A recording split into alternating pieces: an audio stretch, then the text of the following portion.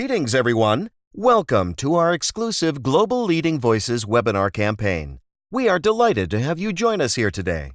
Please be informed that if you have any questions during the presentation, you may type them into the question box in your control panel. The presenter will answer your questions at the end of the presentation accordingly. Now, without further ado, we will turn the time over to our presenter, who will begin shortly. Good afternoon. I'm Larry Clinton. I'm President and CEO of the Internet Security Alliance. Very quickly, for those of you who are unaware what the Internet Security Alliance is, we are a trade association. We have been in operation since 2000, which makes us ancient in the world of cybersecurity. We are focused exclusively on cybersecurity issues, and we do not represent the internet security industry. In fact, we represent industries across all economic sectors, and we are international. So we have everybody from AIG through Vodafone as part of our board of directors. We are interested in three things: thought leadership with respect to cybersecurity, promoting good public policy with regard to cybersecurity, and promoting the use of effective standards, practices, and technologies with regard to cybersecurity. Now, what cybersecurity is an enormous subject, means many different things to different people. So let me just take a moment to give a little foreshadowing about what we will be discussing over the next hour. I want to first of all start with some discussion about where we are in terms of the picture we have with regard to the defenses that we are currently using to protect ourselves in a cyber sense, and also how the attacks are evolving, because I think we need to understand the state of play before we get into how we should be advancing as organizations. And spoiler alert, the state of play with respect to cybersecurity is not good. We'll be discussing that in some depth. Then we do want to transition to talk about where we need to go in cybersecurity, and I'll spend a fair amount of time talking about what leading organizations are doing. We will talk about how perhaps we need to be rethinking our very notion of what cybersecurity is, cybersecurity defense. We will focus on a set of proven techniques to enhance cybersecurity risk management. It's very important because this is the good part of the program. There are some things we know how to do, and by the way, everything that I'll be talking about in that section is all open source.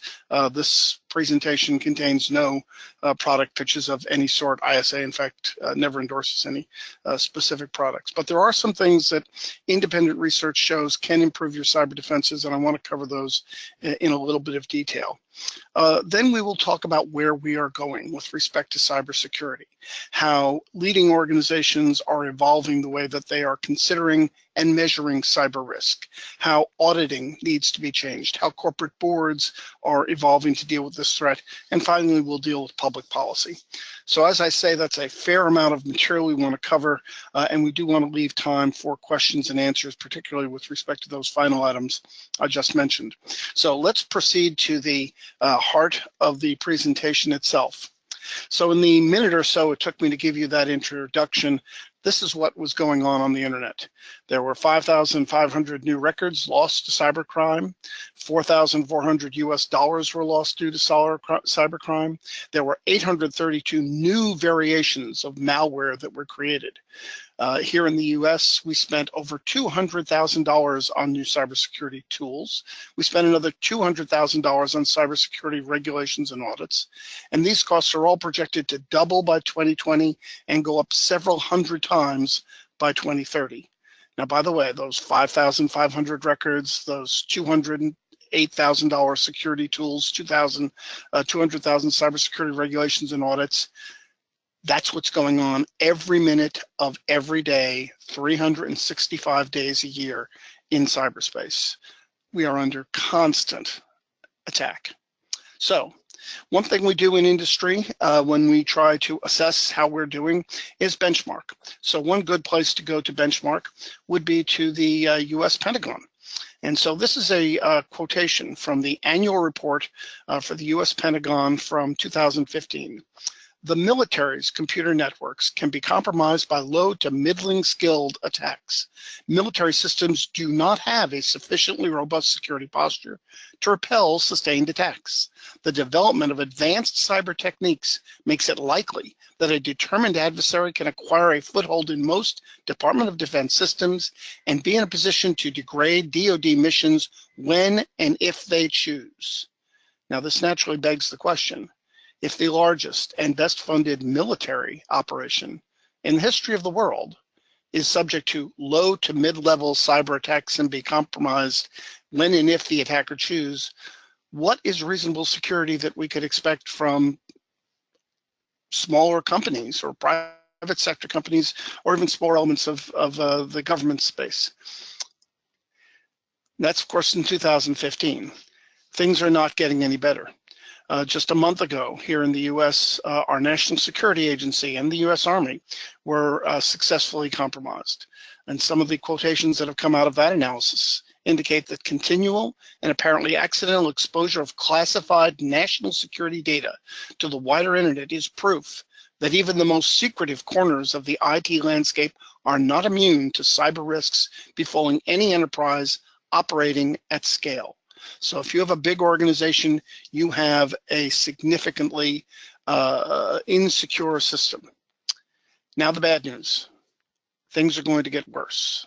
Things are going to get worse for a couple of different reasons. First of all, the network, by that I mean the entire network of networks that make up the internet, is inherently weak. For those of you who don't know, the network was designed to be an open system, not a secure system. And by that, I mean the people who actually created the core protocols back in the 70s and 80s that make up the internet.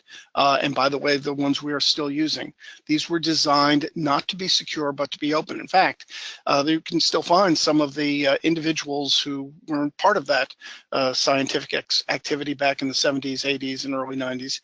And one of the things they'll tell you is, we were just trying to design a way to share some research papers back and forth. We didn't expect that you would run the whole world based on this internet that we were creating. But that's in fact what we have done.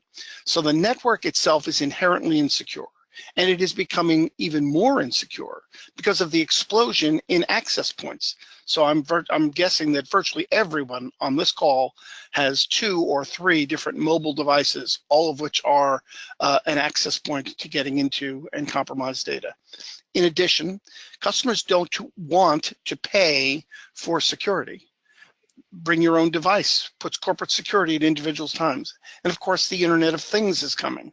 Fax machines, security cameras, refrigerators, all of these dramatically magnify the access points to the network. One other item I should mention here is that the people who are conducting the cybercrime are making hundreds of thousands of dollars, billions of dollars, I should say, with respect to cybercrime. And they are investing this, because they're pretty good business people, back into their business. So they're finding all new vulnerabilities on the internet that we didn't even know were there in the first place. So things are getting worse. The system is actually getting weaker technically.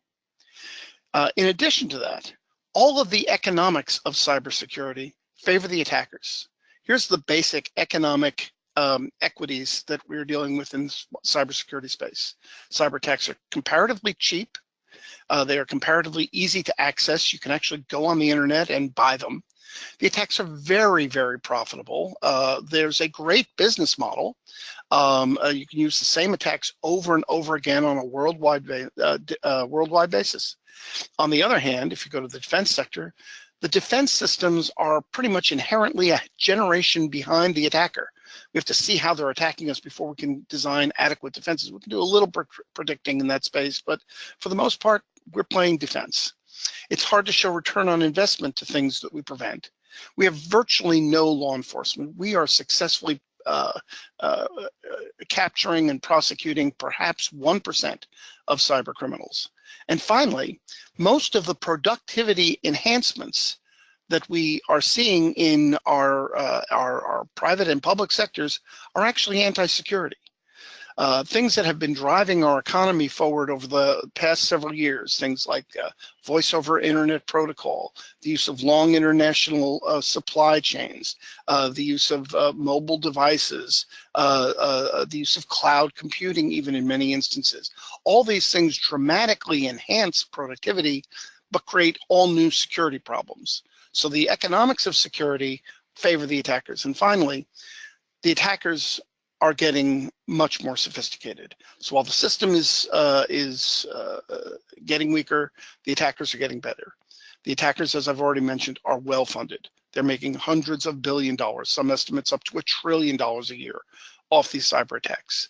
They're well organized. They are often state supported, either states themselves operating cybercrime. We do have evidence that some actual governments, North Korean government, the Iranian government, are actually robbing banks through cyber means. So how they're funding some of their defense activities. And even when they're not directly state sponsored, they're often state supported, or they are people who used to work for the state and learned very sophisticated techniques and now are operating as criminals outside the state. They're highly sophisticated. We are not talking about hackers in the traditional sense of the term. These are not kids in the basement. They use thousands of custom versions of malware. They now try to find exactly what various people within an organization are interested in, and they exploit the people. They escalate in sophistication to respond to your defenses. They do reconnaissance on your system so that they look and find out what sort of defenses they use, and they probe for weaknesses. They even have multi-staged attacks. They'll stage an attack realizing how you're going to respond because they've gone in and read your incident response plan. And then they have a second tier attack based on your defense. They maintain their presence in your situation, in your organization after they compromise it, and then they call home intermittently. In fact, one thing that some sophisticated cyber attackers will do was they'll compromise your system and they'll clean it up for you. They'll get rid of all the lousy malware that less sophisticated people have launched into your system, so that when you do a penetration test, it'll look clean to you. Meanwhile, they're hiding over in the corner and they turn themselves on and off. They target vulnerable people as much as they target vulnerable systems. So our situation is bad with respect to our overall defenses. Even the Department of Defense really isn't secure, and things are getting worse because the technology is getting weaker. It's not the technology is getting weaker, but the system is getting weaker. The technology is actually amazing. The economics favor the bad guys, and of course the bad guys are getting more and more sophisticated. So as we move into figuring out how we should best address this unhappy situation, it might be useful to divide cyber attacks into two big buckets. Now, obviously, we can think of cyber attacks in many, many different ways, but two ways to think about it are there are basic attacks and then there are very sophisticated attacks. Now, the basic attacks are the vast majority of attacks, and they can be very, very damaging, DOS attacks and the like, but they can be managed. As we'll talk about in a couple of minutes, use of good cybersecurity hygiene can protect you largely against many of these attacks. So if you use many of the frameworks that are available in the market, ISO standards, NIST frameworks, etc., you can make a real good run at basic level cyber defense, and that's very important because your advanced cyber defense is built on these basics. But it is also important to realize that there are ultra sophisticated attacks, often referred to as the APT. Now, some of you may be familiar with the term APT. This was a term that was coined by the National Security Agency here in the US about a decade ago, and it referred to well-organized, well-funded, multiple method, often state-sponsored attacks, and APT stands for the Advanced Persistent Threat. And back 10 years or so ago, we saw these attacks primarily nation state to nation state. Sometimes the defense firms in the nation states were involved in these kinds of things. The problem that we have now is that the APT, the Advanced Persistent Threat, has become the average persistent threat. And by that I mean the sort of sophisticated multi-level attacks that we saw only in the defense sector and with nation states 10 years ago, we are now seeing commonplace. retailers, manufacturers, telecommunications, IT companies, it doesn't matter. All of these organizations are now being subject to what we used to call the advanced persistent threat is now the average persistent threat. And the thing that's most important to realize about an APT style attack is that it will compromise your system. They will get in. According to M-Trend reports, the most revealing difference is that when you combat the APT, your prevention efforts will eventually fail. APT successfully compromises any target it desires. So the notion of perimeter defense, keeping the bad guys out, while useful to solve basic attacks, is not going to be adequate if you're dealing with sophisticated attacks, and the attacks are becoming more sophisticated all the time. Here's some of the barriers that we have to progress in this area. First of all, we need to understand that we are dealing with an interconnected system. If you think about physical defense, in the physical world, it was possible to defend your own company or your own plant. You hired more guards, you put up more gates, you could build a moat if you wanted. You were able to protect yourself. But in the cyber world, in the digital economy, we're all interconnected.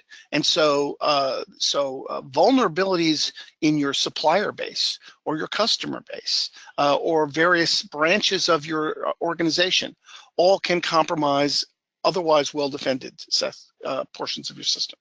Secondly, we need to appreciate that this is a very complicated problem. There are wonders to digitalization, but one of the things about the digital world is it is a very complicated system, and simple solutions probably are not going to work. This isn't like consumer product safety. In the consumer product safety world, if you're dealing with brake pads on automobiles or lead paint on children's toys, things like that, you could come up with a standard. And the standard generally would work. So if you're doing brake pads, you figure out what degree of friction is required to stop a vehicle moving of certain weight at a certain speed, and that's what the brake pads need to be. And that math never changes. The variables, the weight, speed, etc. can change, but you already know what the standard is. That is not the situation with respect to cybersecurity, because the attackers change all the time. The technologies change all the time. So we need a different way to approach this issue than the traditional regulatory standards that we have used for most of the 20th century. The core problem that we have here, as I've said before, is really not technical. It's not so much that we don't know how to technically secure these systems. It's that we don't really want to because of the economics of the systems. We might be able to secure laptops, but we might be needing to pay $10,000 for a laptop. There are all sorts of economic disincentives that have gone into. And finally, we need to realize that we don't have one cyber threat. There are multiple different types of cyber threats that we need to be considering. There's a military cyber threat, there's a criminal cyber threat, there's a combined military cyber threat, and there are even hacktivists, people who break into systems and cause damage just because they don't like your politics. So after all of this, the first third of our presentation this morning, where we're talking about how bad things are, what we come to is trying to figure out what do we need in terms to move forward? Where can we find a group of experts who can help us design a system to prevent cybersecurity and develop a good cyber structure? And it's probably not going to be through the government. More bad news. There's not going to be some sort of governmental standard that is going to secure the entire systems. We are frankly very skeptical as to whether or not significant government penalties on attacked systems is the appropriate step. That's blaming the victim and doubling down on their attacks, which may be from a nation state for all we know. So we need to go someplace else. We need heroes. So I'm suggesting we need Wonder Woman and Iron Man to come to our rescue. We need people from the private sector to step forth. So where we have suggested that we need to move is starting at the top. So what I want to move to now is some work that is being done by organizations such as the National Association of Corporate Directors.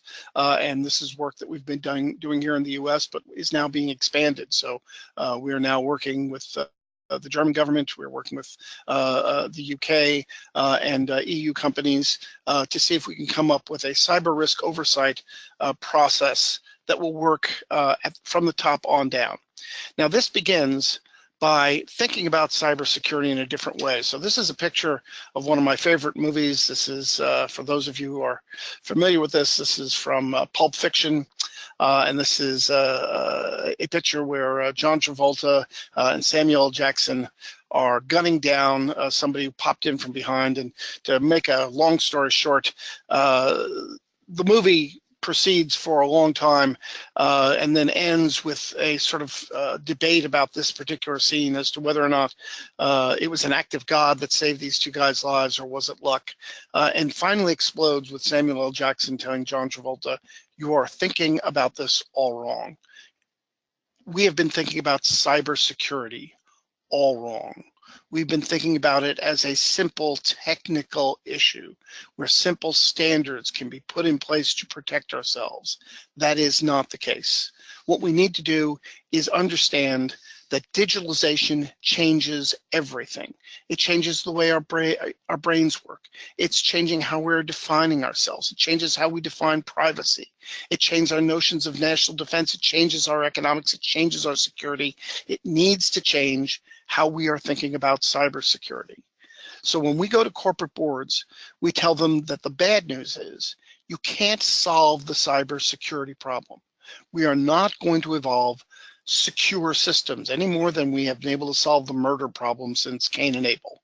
But the good news is that you can manage cybersecurity risk, and organizations need to be thinking more in terms of managing their risk than eliminating their risk. One metaphor that we often use with boards is to think about cybersecurity like we do personal health. Nobody lives germ-free. We're all attacked by germs all the time. But we know that if we have good hygiene, if we practice good basic health procedures, if we have a doctor, we go to the doctor, we have a response plan, if you will, and we practice these things on an ongoing basis, we can substantially reduce our risk from sickness. And even though we will get sick at one time, if we have an incident response plan, a doctor, a hospital, etc., we are going to be able to manage these things much better. We need to be thinking of cybersecurity as we do our personal health, something that is constantly needing attention, but we can manage better to lead to better lives, longer lives, more productive lives. Part of this is that cyber needs to be brought in and thought of as part of our overall business decisions, just like legal and finance. So we believe that at this stage in the digital economy, just as there is not a single business decision that doesn't have a legal aspect or financial aspect, in the modern world, there is not a single significant business decision that a board of directors is going to face that doesn't have a cybersecurity aspect to it. And so we need to, when we go to boards, we tell them that there are 3 different types of cyber risk that they need to be considering. Now, first of all, there is the data risk, and we're all familiar with that. The loss of data, the corruption of data, loss of intellectual property, theft of business plans, etc. But there is a separate risk that boards need to understand, which are the legal risks, class action lawsuits, breach of fiduciary duty, etc. And the trick is that you need to understand that you could have a legal vulnerability, even if the data is not significantly compromised. You can still be sued. And there's reputation risk. Even if you don't lose substantial property, you could be subjected to substantial reputational risk. So for example, many people are familiar with the Target attack that occurred a number of years ago.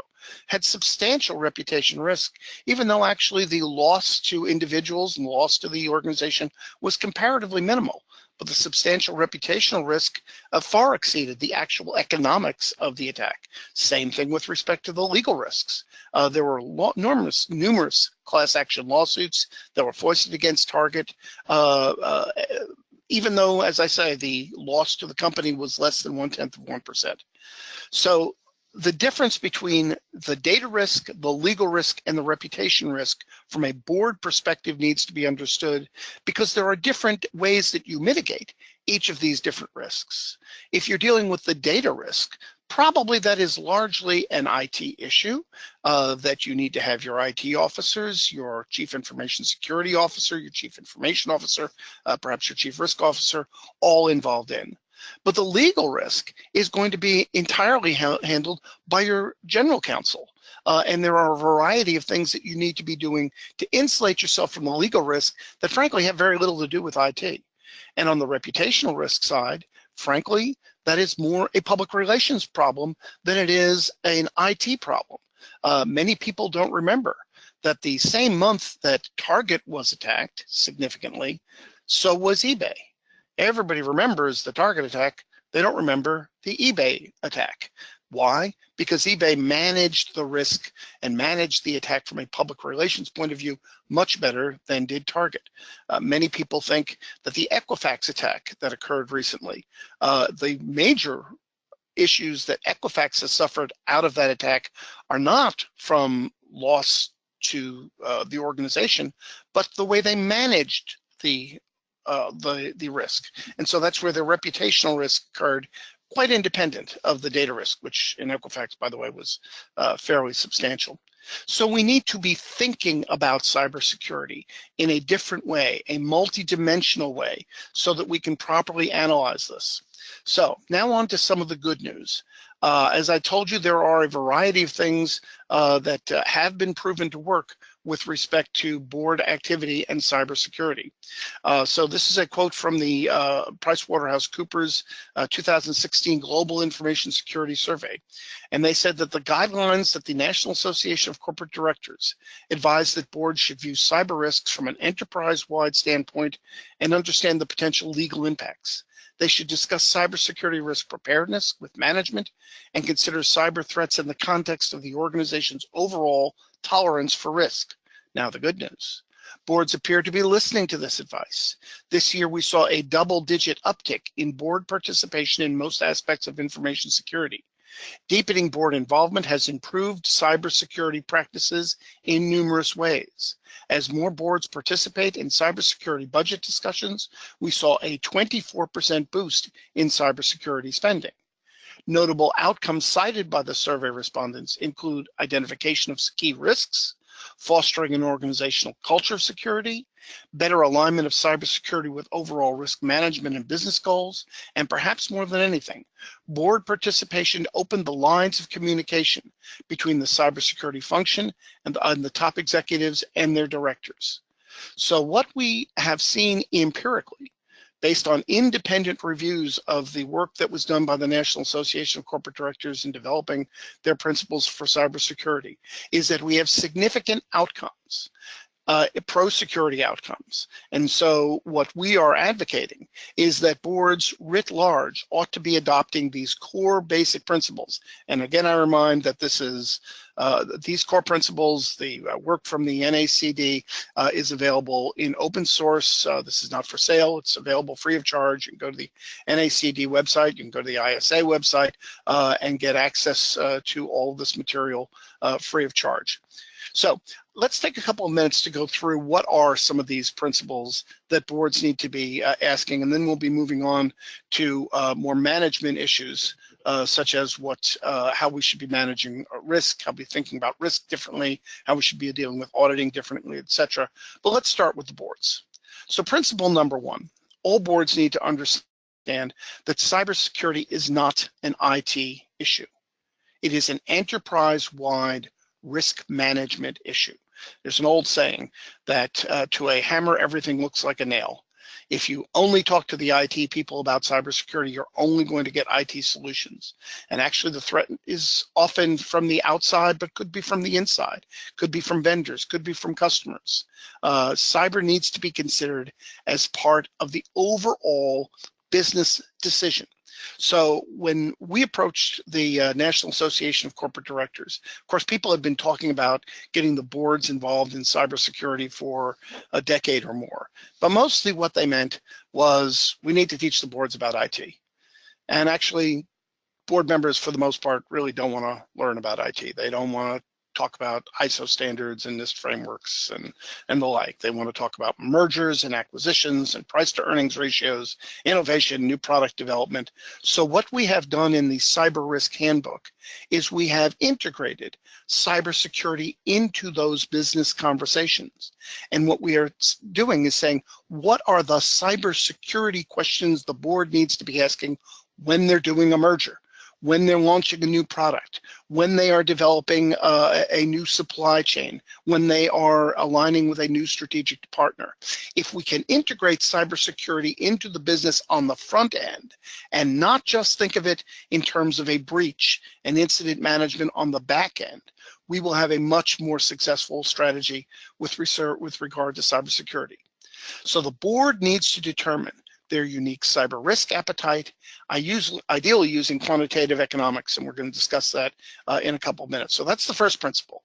You need to be understanding that cybersecurity is not just an IT issue. It obviously has a substantial IT component, but it is not at heart an IT issue. It is an enterprise-wide risk management issue. The second issue deals with those legal risks that I mentioned a few minutes ago. The second principle for all boards is that they need to understand that legal liability for cybersecurity is unsettled and varies with various business and locations. Therefore, the board needs to understand their unique legal posture with regard to cybersecurity. It is different for each organization based on your sector, on your culture, on your business plan, etc. So you need to know what legal framework applies to you, and you need to keep pace. You need not to just be aware of these things as a board, you need to be able to document that you're aware. And very often you need to deal more with outside counsel in addition to your core inside counsel for a variety of reasons that we go through in more detail in the handbook. The third principle is that boards need to get adequate cybersecurity expertise. As we've already mentioned, virtually every business decision has a legal and financial aspect to it. And so the boards typically have legal and financial experts on the boards. Do they need cyber expertise? They need to get regular reports from management. The CISO needs to have direct communication with the boards, and the boards need to schedule regular deep dive briefings on cybersecurity. There are a variety of director education programs that can be accessed, and the time and relationship with law enforcement need to be established on the front end. So these first three principles in the cyber risk handbook that the NACD did really pertain to what the board needs to be doing as a board. As we turn to the next couple of principles, these are things that the board needs to be expecting from management. So the board has obviously two big responsibilities, one of which is to chart the overall strategy and direction for the organization. But the second is sort of to manage management. So with respect to cybersecurity, the boards need to insist that management provide them with a framework for cybersecurity. And we mean framework in two different senses. First of all, you need an IT framework. And as we've already mentioned, it's well known that there are a variety of frameworks that are out there. There's the SANS Top 20, there's NIST, there's ISO, etc. Many organizations use combinations of these things. You know, which framework is best really depends on your own individual situation. And management needs to go through and determine that, pardon me. But it is important that they do have a conscious cybersecurity framework, that they are not simply thinking of IT in terms of promoting the business, which of course is the main thing that they're going to be thinking of, because that's the job of the board, is to enhance the business. But also that the framework, the IT framework being used needs to account appropriately for cybersecurity. Now, there's a second sense, a more subtle sense, in which we suggest that management needs to provide the board with a framework, and that is with regard to the organizational framework. So on the IT side, use of some of these basic models, as we've discussed before, can be effective. And there are various techniques restricting user installation, ensuring operational systems are patched, ensuring software applications are current with updates, restricting administrative privileges, things like this have been proven to be cost-effective basic techniques to enhance an organization's cybersecurity. But in order to deal with cybersecurity writ large, you need more than just IT. There are a variety of skills for cyber risk management that are really critical if you are going to deal with those advanced persistent threats. So in addition to a knowledge of IT, your cyber risk management team needs to have a critical thinking capability. They need an understanding of probability. There's training and calibrated estimation. They need to have a certain comfort with numbers. They need familiarity with decision models, and they need to be familiar with the business. A lot of organizations are simply turning over their cybersecurity to their ID departments, which is, of course, critical to have them involved, but a lot of times the IT people don't have the full vision of the business that needs to be required. So what we have done instead, working with the American National Standards Institute, is outlining an organizational program for cybersecurity. We suggest that cybersecurity needs to be managed within an organization by an enterprise-wide risk management team. And that team needs to include the chief financial officer, needs to include HR, needs to include legal and compliance, it needs to include operations, it needs to use communications, risk management, insurance strategies, etc.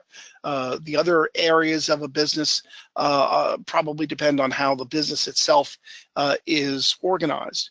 But for cybersecurity purposes, our suggestion is that it needs to be managed by a separate cybersecurity risk management team that ought to be led, not necessarily by the IT department, because again, you'll just get IT solutions, but needs to be led by someone with an organizational-wide responsibility, a chief risk officer, a chief operating officer, a chief financial officer, and the like, so that you get an enterprise-wide approach to cybersecurity. The fifth principle also is the responsibility of management to report to the board, and that is they need to do a sophisticated cyber risk management analysis, understanding exactly what is their risk appetite. Boards take risks, so we need to decide what risks are we going to accept, what risks can we transfer, what risks can we mitigate. So you need to figure out what data and how much are you willing to lose or compromise. You need to divide cybersecurity investments between the basic devices we discussed and some of the advanced defenses that we're going to talk about a little bit more in a few minutes. You need to find out what your options are to transfer risk, and you need to decide how you're going to assess the impact of cyber events. And finally, excuse me, whatever your plan is, you need to practice, practice, practice. Cybersecurity is something that you don't wait until you have an event and then you put your incident response plan into effect. The incident response plan needs to be practiced and probably on a fairly regular basis. Let's talk a few more for a couple of minutes about where some of the more sophisticated companies that we're working with are moving in terms of leading edge risk management. First of all, let's think about the traditional way that risk management is done with respect to cybersecurity. And basically, it's been by the use of checkboxes. You go through a list of standards determined by one of these frameworks and you check the boxes. But we really don't know if checking more boxes, making you more secure, really works. Which unchecked boxes do you need to focus on? How much risk reduction do you get from checking one box over another? And sometimes we apply numbers to these things, but we really don't know the difference between a 3 and a 4, or what is green and yellow in terms of our cyber risk management. So we wind up with the old statistical adage, garbage in, garbage out. we need to evolve a different method, a more sophisticated method of dealing with cyber risks, something that will allow us to prioritize our cyber investments, make sure that they are cost-based, and to the degree possible, this needs to be empirical. So there are advances that are occurring in the marketplace with respect to cyber risk analysis, specifically with respect to monetizing cyber risk analysis. So whereas traditional cyber defense was perimeter oriented and IT focused, that focused on things like ISO standards, used imprecise terminology, undefined scope, inaccurate math, bogus math, missing skill sets, as I've just determined. What we need to do is focus in a different way. Think about this differently. Focus not so much on the attacks, but on the impacts of the attacks, because as we've already determined, you are going to have attacks. What's the impact of the attacks? And we need to clarify our terms, better scoping, no bogus math. We need to place cyber events as much as possible in quantitative economic terms. It's not that important how many attacks you have, pardon me, identified and maybe even stopped, if that didn't make any economic difference to your company. And you need to be able to prioritize your cyber risk within the business. Because one of the questions that boards are now asking is, do we need to keep spending money on this? So we need to be analyzing, should we be spending as much money on password management, or is that important anymore? There are some firms that are frankly giving up on firewalls because the advanced persistent threat blows through all the firewalls. Some of the things that we're identifying risks aren't really risks. Insider threats. Insider threats not a risk. There are threats from insiders, but insiders are not a risk in and of themselves. And so what we are pleased to see is that there is an evolution in the marketplace to developing various risk management models that do all these things, that are clearer terms, better scoping, can monetize these things from risk. And these are typically available on an open source basis on the internet. The FAIR Institute is one such place. X Analytics is developing similar sorts of things. You can go to the SAS model on the web and download their systems.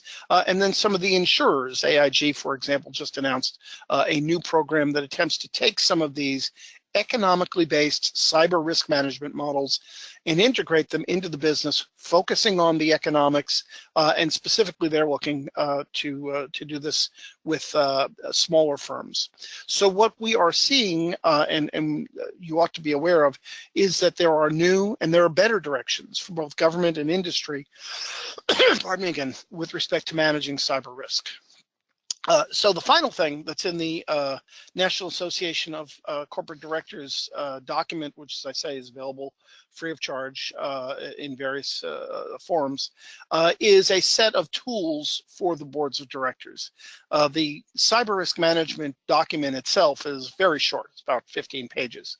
And then there's a similar length, about 15 or 20 pages, that are appendices that list the actual questions that a board should be asking about supply chain risk management, insider threats, metrics, mergers, acquisitions, what to expect from the government, et cetera. And as I say, we're developing currently German and UK versions of this, and there's a conference this spring where we'll be talking about developing a European-wide version, but that's a matter for another conversation. I also want to talk about the fact that we are working to reform cybersecurity auditing. The reality is that most organizations are more afraid of the auditor than they are of the cyber attacker. So the AICPA and the CAQ, which stands for the Center for Audit Quality, have launched a product to rethink how we're doing cyber auditing. And cyber auditing is probably based inappropriately on finance-based models. So the way cyber auditing started was about 10 years ago. Somebody went to the Big Four and said, you guys ought to audit for cybersecurity, and they said, sure. So basically they took their finance audit models, which are good, and they put in cybersecurity questions. Problem is, cybersecurity and financial auditing are really entirely different things. Financial auditing is pass-fail. You are in compliance or you're not in compliance. You have a clean audit or you don't have a clean audit. Cybersecurity is not pass-fail. Cybersecurity is a continuum. So it needs to be measured on a maturity model. So we need an entirely different model. And in fact, from the ISA's point of view, we have commented that we don't think they're audits at all. They are assessments. And this is important particularly for policymakers, because policymakers need to understand that when a firm or an organization within a government is audited and comes away with a sound audit, that does not mean they are secure. It means they are in compliance. And compliance is not the same thing as security. Finally, there's some movement with respect to public policy, and we're not going to spend a lot of time on this, but if people want to talk about it in the upcoming question and answer session, we would certainly invite that. What we have been advocating is a social contract, and this is the direction that the US has moved with respect to cybersecurity. So putting it in brief, 10 years ago, there were really only two thoughts as with respect to how government and industry should work with respect to cybersecurity. There was the Bush administration approach outlined in their national security, national strategy to secure cyberspace, which was basically a laissez-faire model. The Bush administration believed that industry would naturally invest adequately to create a secure internet. That didn't happen. Then there was the Obama administration's model, and the Obama administration started out thinking that they needed a traditional regulatory model for cybersecurity. So they proposed legislation that called for the Department of Homeland Security to come up with mandated standards for cybersecurity for all manner of critical infrastructure. They defined pretty much everything as critical infrastructure. And then there would be traditionally audits and compliance regimes, penalties for non-compliance, etc. Both of those approaches were abandoned here in the US about 10 years ago because they were shown not to work. And so we involved instead the social contract model, wherein industry and government are supposed to get together and jointly identify what sort of standards and practices would be useful to promote cybersecurity on a voluntary basis. And then those standards and practices needed to be supported by a set of market incentives, because we can't make people be secure because the situation changes so much, as we discussed at the beginning of the presentation. But we need to have people want to be secure, so they will continually try to enhance their security. And the best way to do that is through market incentives. And that's essentially the model that we are using here in the United States. For example, a couple of years ago, we passed legislation to promote information sharing, not as a mandate, but on a voluntary basis, promoted by the use of a market incentive, in this case, a liability incentive. So we're working a lot with insurance and regulators, et cetera, to see if we can come up with better incentive models for cybersecurity. We are working, this is the ISA now, is working with the Trump administration on their executive order to train agency heads using the NACD model, streamline cyber regulations, develop some of these incentives, and to enhance workforce development. So this is where the real emphasis for cyber government has been going. Now, we've seen some progress in this. I'll skip through this because I want to get to the end. There is some cracks being shown with respect to that partnership model. So recent comments here in the US from Mr. Bossert, who is the National Advisor for National Security to President Trump, Jeanette Monfro, who's the Assistant Secretary for Cybersecurity, and Rob Joyce, who is the President's Principal Advisor on Cybersecurity, are suggesting a recognition that cyber risk, especially tied to nation states, is an enterprise-wide risk. And so we need to evolve still a better system of cybersecurity, a more general collective model of cybersecurity. So 2018 may be the year that we are rethinking again cyber policy. And that's because the threat, as we indicated at the very beginning, is growing. Industry has requested talks on this collective security model. In fact, we'll be having the first of our joint meetings with the Department of Homeland Security on the 8th of next week. The new NIST framework is being launched.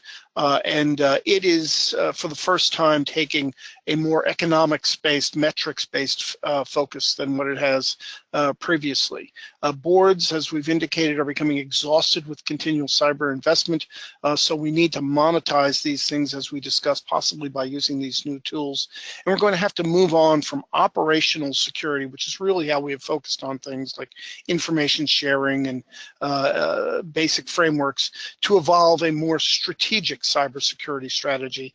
And that's where the thinking is going now here in the US. I think that that's also going to happen in the world.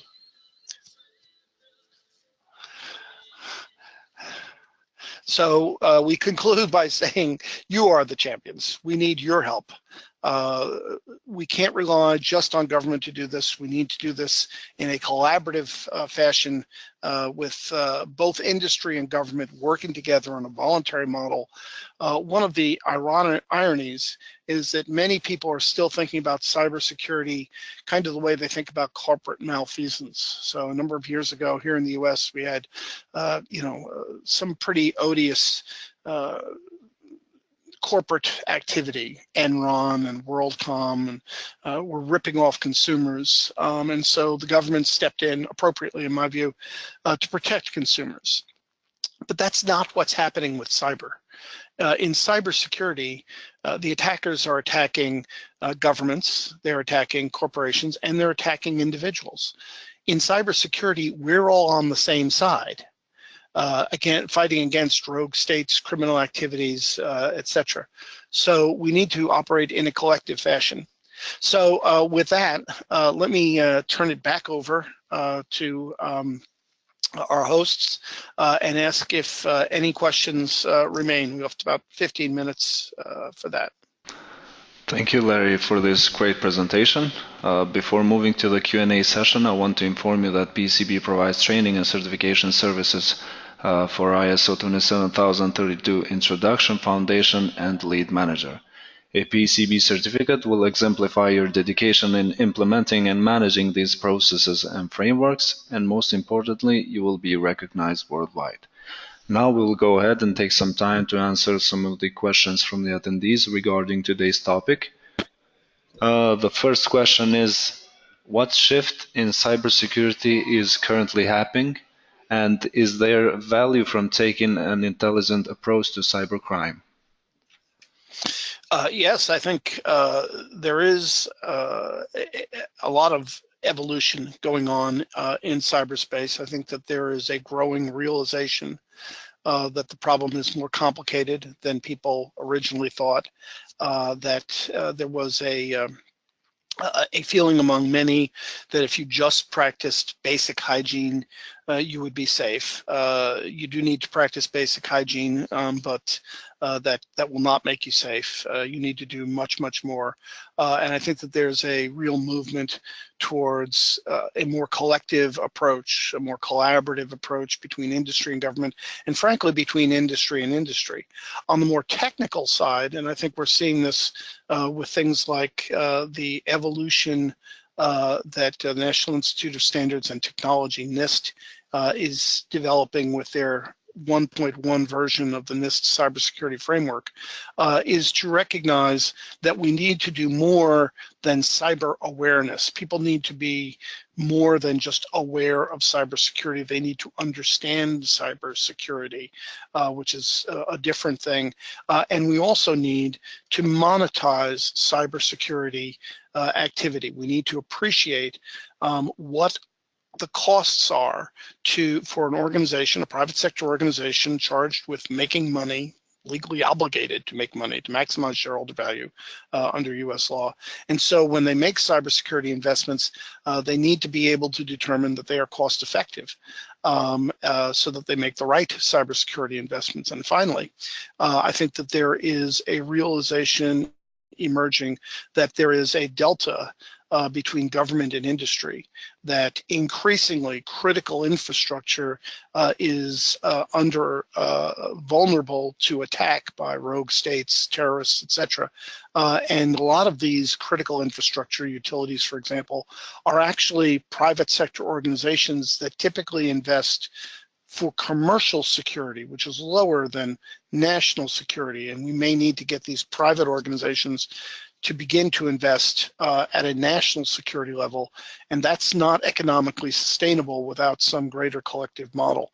So I think that there's a movement in all those directions, but for an individual organization, what we have seen empirically is that when an organization involves its board follows the core principles laid out by the NACD handbook, they actually can have substantial cybersecurity outcomes: better budgeting, better risk management, better alignment of business goals, creating a culture of security.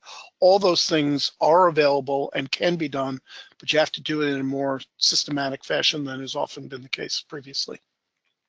Thank you, Larry. Now, because of the time limitation, we will only answer one more question, and the rest of the questions will be answered by email. The last question is it sufficient to adopt an ISO 27001 information security framework, or we have to also adopt other frameworks to be protected from cyber attacks, of course? That really depends on the organization and their unique cyber threat picture and their appetite. As we suggest, it is important that they adopt a framework. It is not necessary that that every organization adopt 27001 or any other framework in its entirety. We would suggest that they adopt some of these economic models that are being developed in the market so that they analyze what elements of the framework are cost effective for their unique cyber posture. And that's probably the more efficient way to approach the issue. Thank you, Larry, again for this very informative presentation, and thank you everyone for attending today's webinar. I would like to let you know that this webinar will be recorded and posted on our website and YouTube channel together with the slides of the presentation. For more information, please visit our website www.pcb.com. Thank you all and have a great day.